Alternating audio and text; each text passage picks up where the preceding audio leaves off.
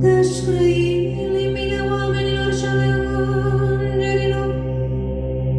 iar dragoste nu am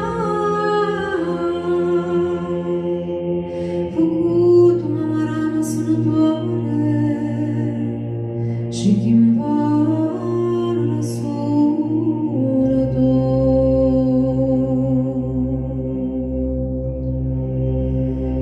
Și de aș avea darul prorociei și tainele toate le-aș cunoaște și orice știință, și de aș avea atâta credință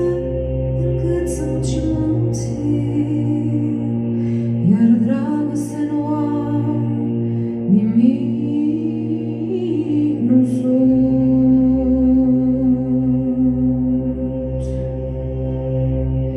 Și de-aș împărți avuția mea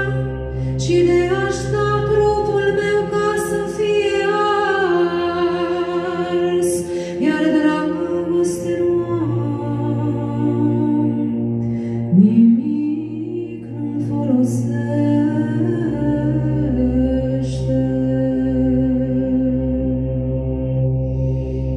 Dragostea îndelung rabdă, dragostea este binevoitoare,